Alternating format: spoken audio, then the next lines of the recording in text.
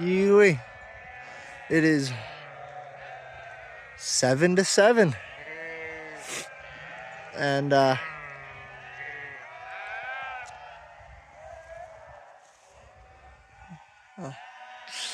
an hour and a half, hour 20 minutes. Push down the road. Sheep herding level master. This dog, she's starting to pull her weight, aren't you, Matilda? Vámonos. Hey! Yeah, I started this morning. I was just feeling very nervous about pushing him down this road right here. And here, we'll set y'all up right here. I'll tell you more in a second. Like this, something like that. You can hang out with the dog. Vámonos, lady.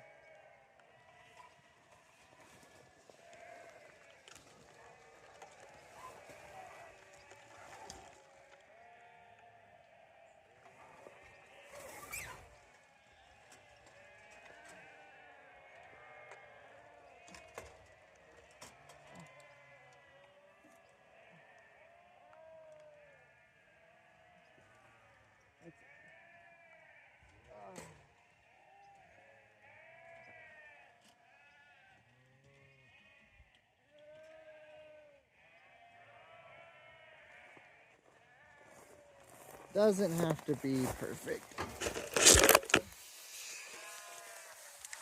But just real nervous about getting them down this road. It's like off and on about it. Last night I kind of prepped the gate, prepped some fencing. I didn't know if it was going to be a good idea or whatever. But I'd saved some pasture over there, because maybe I'd have to push all the way down to a different corral. I don't know. Giving myself some leeway. Now we're using that leeway we got. Today's the 5th. So I got today and tomorrow full days of grazing. And then we're shipping out. No one's in contact with me about it. I'd love to be like, oh, no, my problem. But it kind of is my problem. Yeah. Yesterday I recorded a little video ranting about these phones. What it feels like being addicted to things, and how the phone, it just feels a lot worse than cigarette addiction, weed addiction, gaming addiction, or like all of them combined. Like it's just the epitome of a lot of these feelings. But it got a little long, maybe 27 minutes. And then my phone ran out of storage. I was like, oh, that's a shame. Because I actually really started to find a flow, really articulated some good thoughts at the end there. But then I got to call my dear friend Ren. We talked for about an hour. That was much better than just talking to myself. So yesterday was the 4th.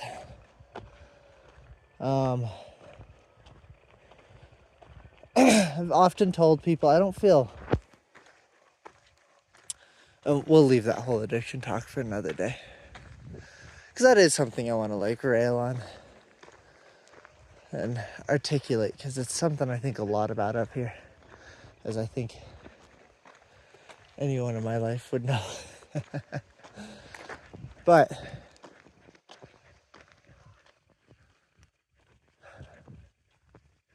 what was I saying? Oh, I often say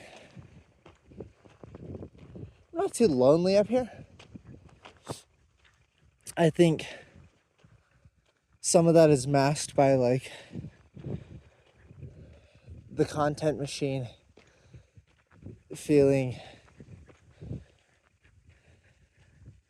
this like void, but it's like filling it with like Coke Zero. Like it's just substantially nothing. But filling this, maybe this space. But I think the other part of it is these dogs and sheep. Like being up here, being responsible for sheep. It's a lot different. I sound like I'm comparing this loneliness against something else, and some of it's like against general loneliness I felt in my life. But the experience I'm most thinking about are my through hiking experiences, especially on the PCT and the Continental Divide Trail. I even when you had a tramway, hiking with people, it just ached. There was something missing. I think some of it was just the angst of trail. I've always got somewhere to be. I'm like drinking all the time, smoking all the time, which I think, you know, if you're constantly having anxiety, sorry, you always got to listen for sheep. If you constantly have anxiety, that's going to add to things. If you constantly have the anxiety of being stoned all the time, whether it's the anxiety of how you're going to get stoned again, or the natural anxiety that pot just gives you, like of course you're going to feel these things. But then additionally,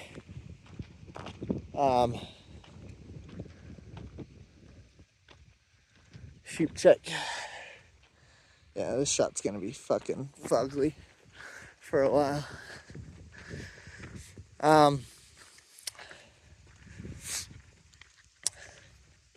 But then I think, and then there's like the anxiety of just like, oh, I feel like I should be doing something else. For me, it was just sheep herding and creating community. And I feel like the past year of my life, I went to a semester of school because I just kind of felt aimless after shooting for sheep right after trail. Just kind of getting taken advantage of, which is the nature of the industry. Got my foot in the door, but just was so hard to get paid to do real work. Like I'm valuable. I know I was learning a lot, especially now. Like I'm valuable. I've got skills.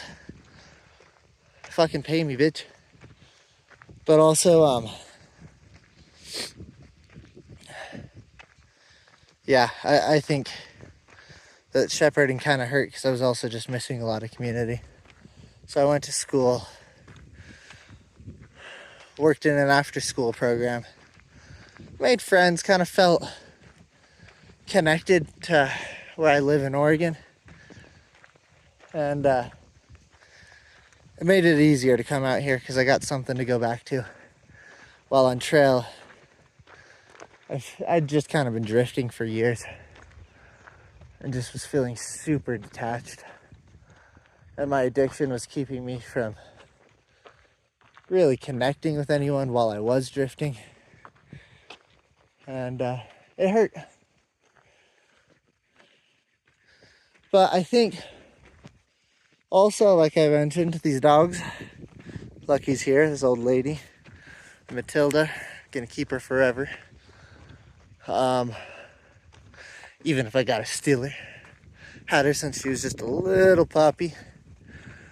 Tied her up to my camp until she got used to me. Then we started learning how to listen. But it still was working 12, 14-hour days, so we didn't really get to hang out. Just in the evenings and mornings. And then she learned to be free at night. But I had this anxiety that my boss would get mad at me. So tied her up in the day. And then we came out here and she got to be a truly free dog. As dogs should be. And it helps a lot with the loneliness. But, I don't know, there's a lot of factors going into it. And crow, not a sheep. And it all comes back to the phone conversation where I want to feel lonely out here a little bit. I want to get stuck in my head. I don't want a wave of dopamine. I just want to toss this thing into a river. And I think the addictive nature of it keeps you doing it, just like how this right here is my last pack of cigarettes. Or this is the last bit of weed, and like tomorrow I'll start smoking a little bit later, and then we'll just go to evenings and then we'll like wean off. Now, none of that bullshit works. Phones, weed, cigarettes, none of that works. And I don't want to fill this void. I just want to be out here listening to the birds. I want to be alone. I kind of want to be sad. I don't want to be happy. I don't want to be so bored that I just go and clean up camp instead of motivating myself to clean up camp and pulling away from the phone. And I want to, while I'm cleaning up camp or cooking dinner, I don't want to be listening to no bullshit. I want to be like kind of sitting there like, I wish I had someone here with me. I want to feel those feelings. This damn phone keeps you from doing it. Anyways, as you can see, sheep drive kind of went well. We started down there. This right here, I just dropped the fence. Rather than, my initial plan was to push him up to this gate, push him down, but then you're always playing these games, running up the road, and then you chase him halfway up the road before you can get in front of him. And then the dog gets too excited and she doesn't want to hurt anymore, she just wants to play. So then she starts making stupid mistakes. So, yeah, it turned out quite well. They mostly just put themselves in the right direction. Only minor corrections. Really can't ask for more. What I got left for today, the day after the 4th of July. Oh, that was another thing about loneliness.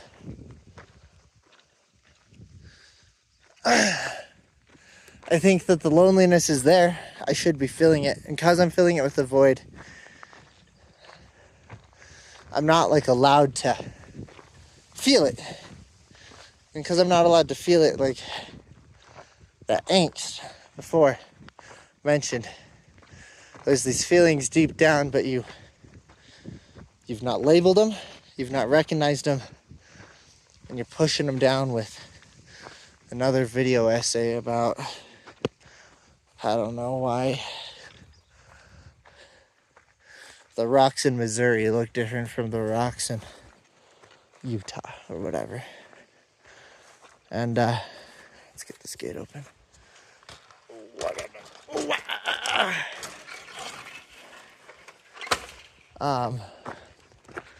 We'll come back through here in like 10 minutes, so. And I gotta throw the lock on all these gates.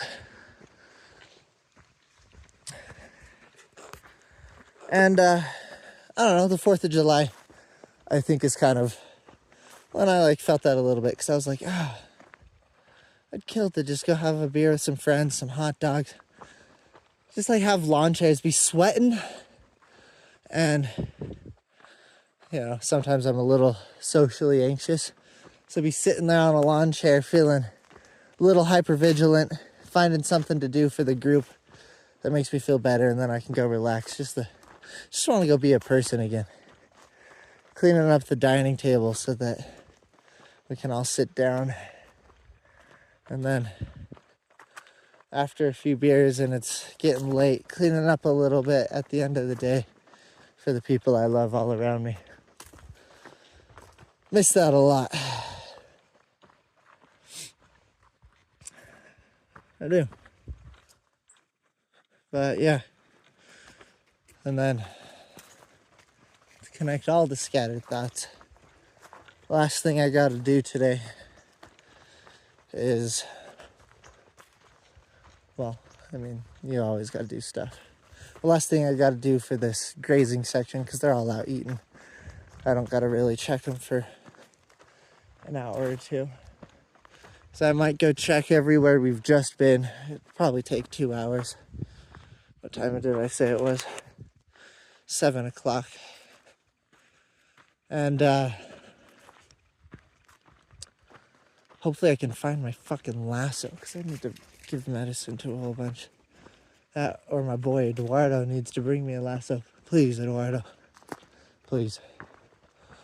And just because I always have dreams. Like last night I had a dream that I was missing 300 sheep when we did the count. But they were nearby, thank God. But then it just made everyone mad because we had to go grab them and I didn't do my job right. And I have especially bad sheep dreams when I can hear them at night. So then I like got up multiple times in the night and like went and go listened. I don't think this is where I left Steve. He might be free right now. Steve's the horse. With that being said, you know, as you can see, we pushed this pasture pretty hard. Harder than I'd like to be pushing these pastures. I don't know what everybody else wants and all that jazz, because, like, you know, this level of grazing is probably good for, like, fire mitigation. Up there's not too bad. I had to keep pushing them out from up there because the moment they wandered into there, they just go hop the fence just instantly. Since the day one, like since this pasture was the lush green up to my hips, dense, they just did not care.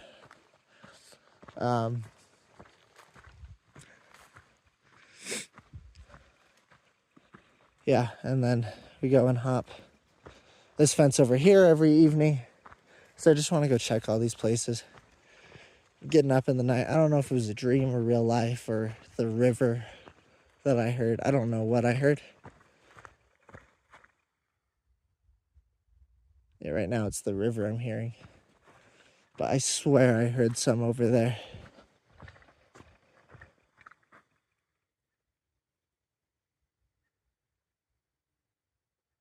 I don't know. When I was doing my push down the road, I was going real slow to look for all of my signature sheep, you know.